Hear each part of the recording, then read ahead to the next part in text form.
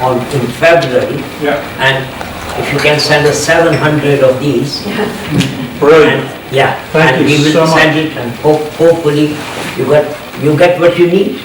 Fantastic. Thank you so much. All right. Brilliant. Good to see you all, and also some very old friends, Peter, Monica, and many others here, which too many to take the name. And also, it's an honor to be at Conscience, Taxes for Peace, Not War conference, because what they are doing is tirelessly campaigning for the legal right of those with conscientious objection to war to have the entire part of their military, of their taxes spent on peace building. It's an admirable cause. And thanks especially to Anne, who invited me long time, 4-6 months ago. She just walked into my office and said, "Can you come? We are going to have an annual conference." So thanks very much, Anne. I was here last year. Brian Larkin invited me last year, and I spoke about United Nations, Peacemaker or Toothless Tiger, and it was a joint event by Edinburgh Peace and Justice Center and University of Edinburgh. And it was fantastic. It was at the university, and I think, if I'm not mistaken, there were over 200 university students attending that lecture. And while in Scotland, I must say what Brian has already said, that one party at least, the SNP's policy which campaigns, are opposed to the maintenance and replacement of Trident, which should be applauded. Yes.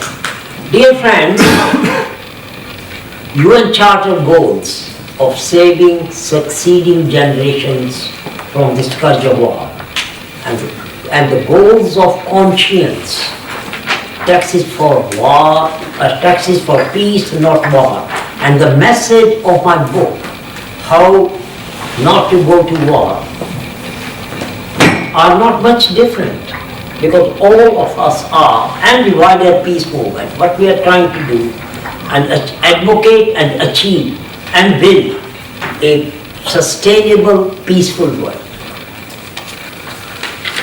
And while we meet, but the chaos, I'm just going to talk about the chaos of the world we are in at the moment.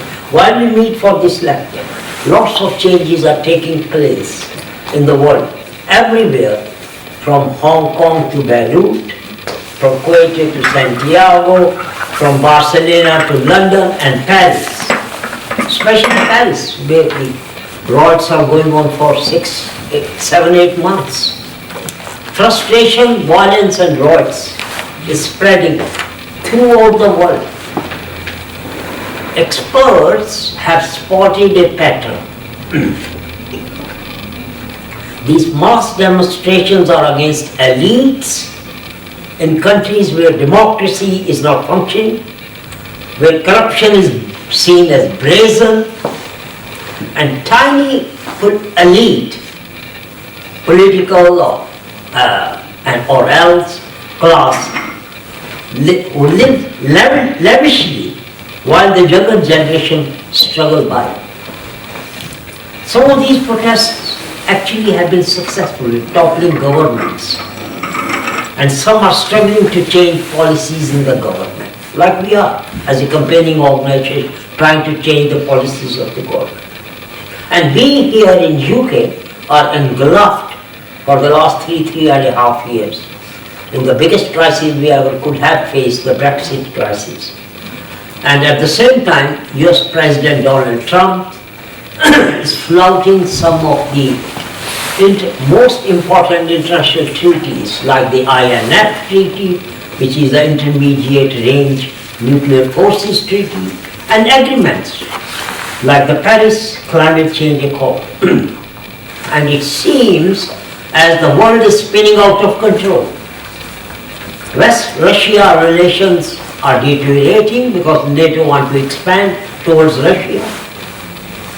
The Israel-Gaza crisis festers, with many protesters getting killed all the time, every week, and no just solutions for the Palestinian in prospect.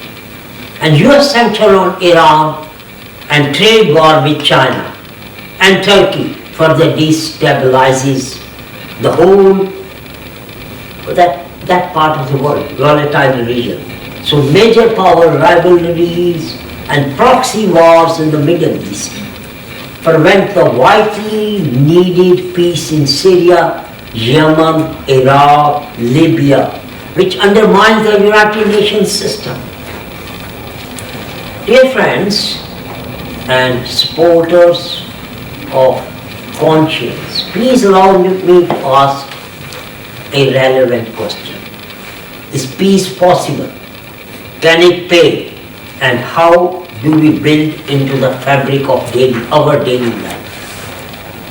On the other hand, is war inevitable, necessary or beneficial? As we are often led to believe, with humanity doomed to ever-increasing military spending, or is it a charade to support the war economies? Years after years and decades of perpetual war, 18 years in Afghanistan for example, Iraq, Syria, Yemen, Libya, have pushed the militaristic spending to its highest level, even higher than the Cold War levels, as Brian was saying, over 1.82 trillion. And US has spent 6 trillion since 2003, with the result that the world economy crashed in 2008, if you remember. And the banks were bailed out, and we are the people who bailed out the banks with 16 trillion of our money. And global impact of violence, dear friends, is 14.76 trillion. This violence costs the economy so much, and the direct result of is that we have got 75 million refugees worldwide. They are fleeing from persecution and conflict. And dear friends, just imagine the UN budget for peacekeeping operations against all that is 6.7 billion per year, which is less than the yearly budget of Tokyo Fire Station or what US citizens spend on plant and flowers per year. Dear friends, no society on earth can spend $1 trillion a year. Cannot waste. How can we waste $1 trillion a year?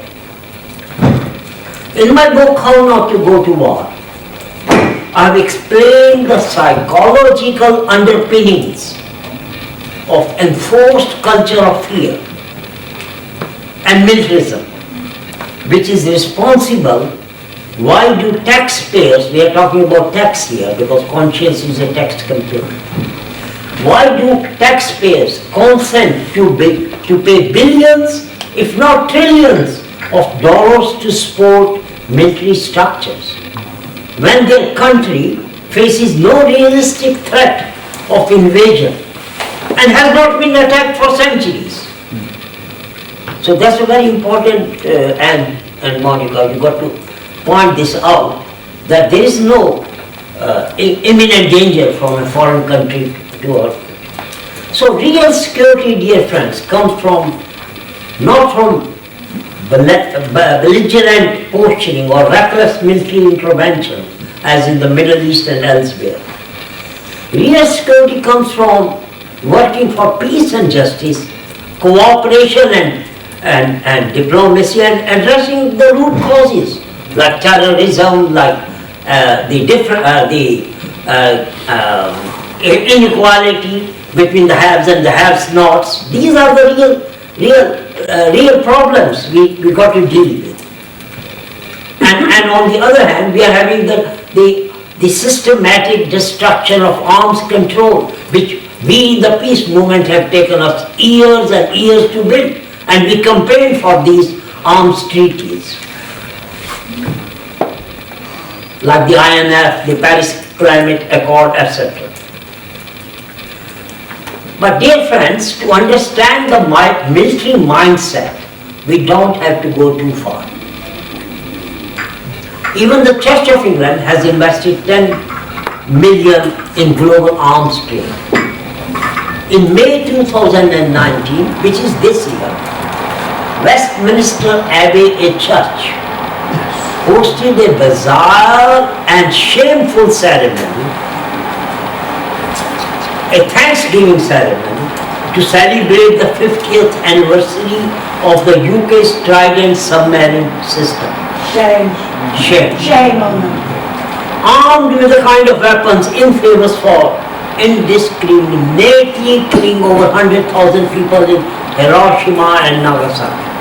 And more shame is that the event took place in the presence of government ministers and the royal family, showcasing how political, social and even religious elites are together in it to glorify the weapons of apocalypse.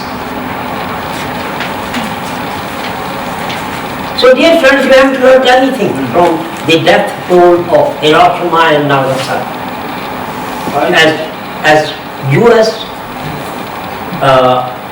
and Russia have abrogated the INF treaty and they are developing new usable weapons, because we have got a stigma that after the atom bomb we cannot use another nuclear device. Now they are using the same thing, they are going into usable nuclear weapons. They are designing it, US and all the European countries. It's such a shameful thing which is happening, which could eventually trigger a third world war, and which is as dangerous as that. Dear friends, the military sucks the blood from the economy like some vast leech, which we can see what's happening in US and UK and all Western economies. They are crumbling. On one side we say we have got no money for nurses, teachers, academicians and this and that, and the other time when the time comes for nuclear weapons, we can find it's okay, we can find 205 billion for having nuclear weapons.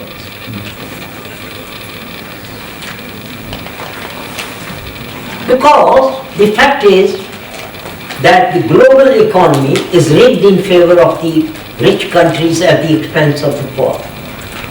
And we have been brainwashed because of our that, as I said, that we haven't got money for education, public transport, renewable energy, doctors, nurses, firefighters, social workers and police. But we have got money for Trident, 205 billion.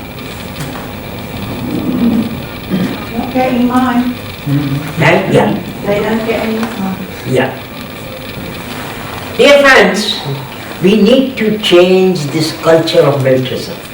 1948, Costa Rica abolished its army, its military, allowing it to spend on health, education, international peace. And that's one of the reasons, dear friends, Costa Rica, a Central American country with 5 million people, tops the Happy Planet Index, which measures personal well-being.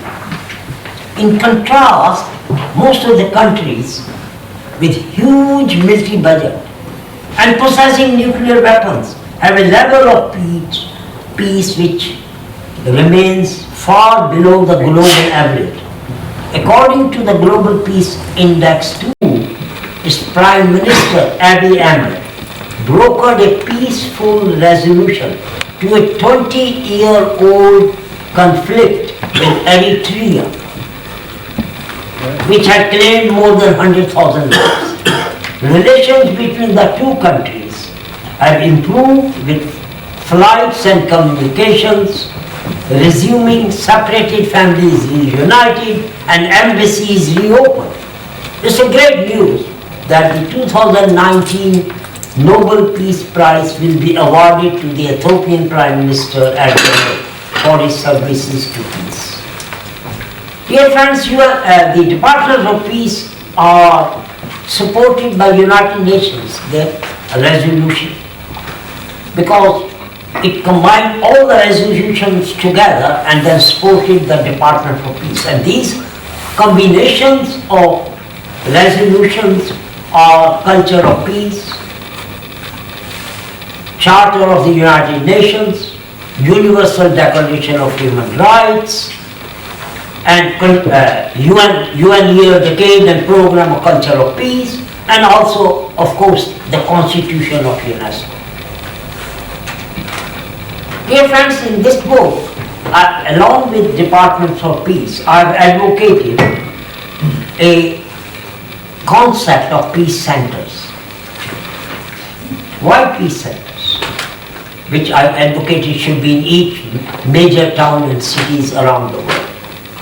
And the good news is, after this book published in January, there are two organizations or two groups who are formed who are very persistent that they are going to open their first peace centers in London and one in USA, maybe Los Angeles, where I'm going in January to meet this group next year, which is good news. So what are these peace centers for?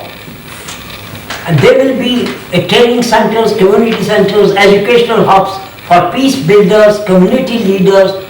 They will be hosting interfaith dialogue, multicultural activities, seminars on environmental sustainability, reducing knife crime, violence, shootings, murders. So all these things, in other words, it will be an engine for cultural transformation. And they will be working obviously for violence prevention at home and abroad. So, and also to avoid future wars such as Afghanistan, Iran, Yemen and Libya, and also to train present and future leaders and activists for peace building. And we need these infrastructures for peace very badly, like we need more hospitals, ministries for health and education, universities, training, and we train nurses and doctors and pharmacists, health clinics, centers, and all these, and also we train firefighters, and we need a whole architecture which is needed for fighting fires in cities and communities. When we get a fire response, that fire is burning so well, so we send a firefighter there.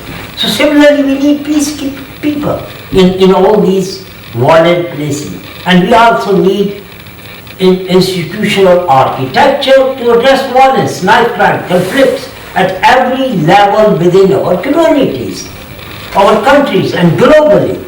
And that can only, these kind of tactics or skills can transfer and have counter violence and have alternative options instead of war. So what I'm advocating today is, dear friends, to start a peace industrial revolution. Why I'm saying industrial revolution? Because it's famously called military industrial complex. So I have spun it around and said we need to dedicate ourselves for creating infrastructures for peace, which needs a peace industrial revolution for the benefit of humanity. And believe me, and here peace activists not need, shall we say, convincing on this, that we can do it at a fraction of the budget of what military spends every year. And we know, all here people don't need convincing. I'm just going to have another aspect of the peace movement which we ignore, which I have advocated in the book, which is to say that dear friends, we need to make peace a profitable industry. I don't mean making a business or a corner shop, but we do need to make it profitable. Why I'm saying, just refer back to what I just said, because we can create peace at the fraction of the price of the military industrial complex. So how we do it? We need to approach the Fortune 500 companies, the biggest in the world. And because these biggest companies have got their branches in 160 to 190 countries in the world. Yeah. Although the war is raging over 60 years between Israel and Palestine, but believe me, all the big companies are there. HSBC is there. All the big companies doing business there. So do you think they want war in Middle East? And same goes for McDonald's and the other burger bars and others. No, they want, all these big companies want peace, because peace brings them money, and that is good for their shareholders, because these big companies are for their shareholders. So what I'm saying is, these small or big businesses are too willing to give funding to entrepreneurs or the campaigns like Conscience or our campaign establishing departments for peace. Because wherever they are operating, it's not in their interest, a conflict is happening. Yeah? Because they want peace, so that they carry on with their business. Because, dear friends, culture of peace is universal and is shared by individuals and nations worldwide. Because a peaceful society is one that acts responsibly to the needs of the entire planet that inhabit it. A society that is just and sustainable and not characterized by sudden outbreak of war and violence.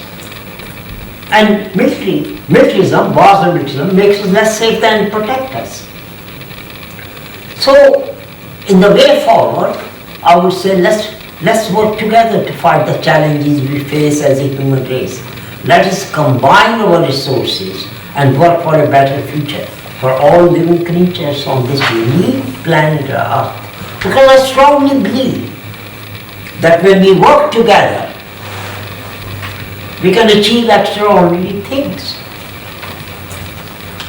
Most of the people in this room or elsewhere have never killed anyone.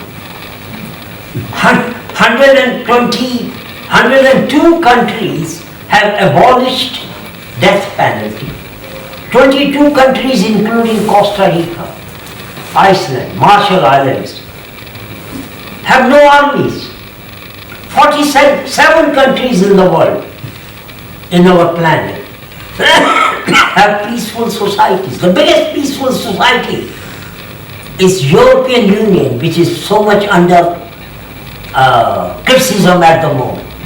And people forget, without European Union, Europe was at war, 30-year war, 100-year war. For thousands of years were at war. It's the first time in history that here in Europe we have, for 75 years, we have a continuous peace. Yeah. But before that, well, up and down. And relative peace. Yeah. And before that, it was not the case. Each and every family were sending their sons and daughters to war. And believe me, all these countries who have got no armies, they have never been attacked. So in reality, non-killing culture and building a peaceful society, let me say, is work in progress. And we are here in this room and elsewhere are laying the foundations for that culture, adopting a non-violent mode of action. And I believe, dear friends, that global civil society must continue to play a critical role, particularly governments as leaders who often make decisions based on self-interest and economic and political elites. And as peace activists, our job is to help set up the political agenda, provide support to policy makers, and mobilize resources around issues. Because radical social change doesn't happen itself, doesn't just happen. Change happens when people take action together in a non-violent ways that are effective and strategic to build foundations for peace. And as I said in the beginning, so because of that, we need to establish a strong institutional base for peace, departments for peace. Peace industrial complex that profits from preventing conflict, as we got the military industrial complex.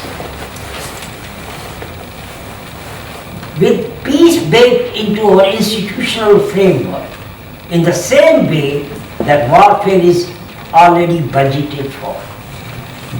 I'm encouraged for successful non-violent struggles. And today, we have got Black Lives Matter, Me Too,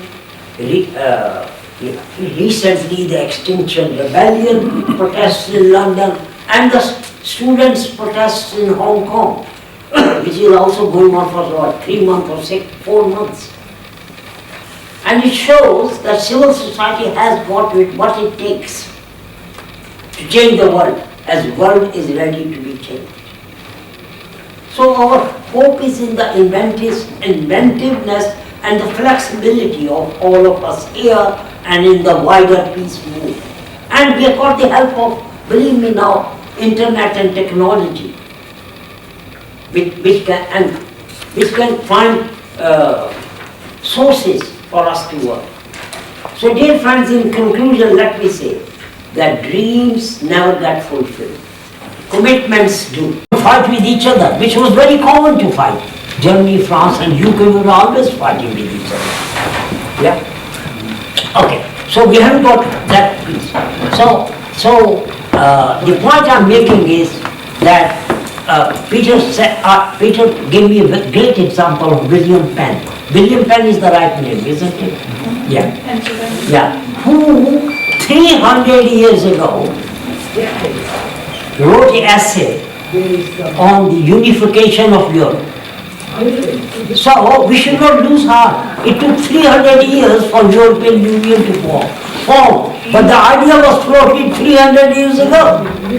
So students are there. So I don't know what they are trying to encourage them.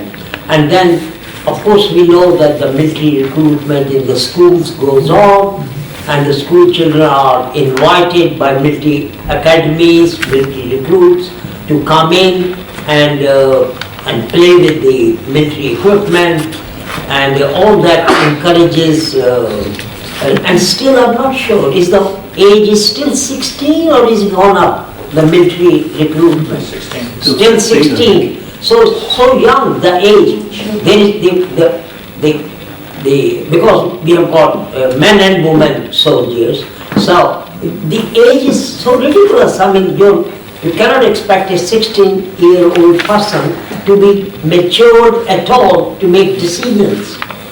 Yeah, but some in USA and other parts of the world, I understand that people have gone into the military just to put the food on the table. And one person who was working for BAE, but used to be another name, BOE or something. And he said, look, what you want me to do? At that time I was very active in C&D. I'm still a director of C&D. So, and he said, what you want me to do? He wanted to see the C&D office all the way from USA. So I took him to the C&D office in London. And he said to me, and he was so impressed with what we were doing. And he said to me, what do you want me to do? Shall I leave my, I don't know, 60,000, 80,000 pound job or what job? I said, no. He said, then I've got a problem of feeding my wife and children and all that. So it's not an easy situation. But I would say that my course on that will be that more and more in the First World War, Second World War, and all these 11th of November, Remembrance Day, all has been has been turned into glorifying war, not glorifying peace. Maybe the original intention may be fine. The soldiers who have gone really to war and seen the suffering and the killings going on in foreign lands and parts of the world, and they have come back ruined, honestly. That's what we call the PTSD, post-traumatic something. Stress, yeah. So that, and they can't forget it because they were killing people, and they cannot forget the wives of those people, the children, and what they did. So that's my thoughts on it.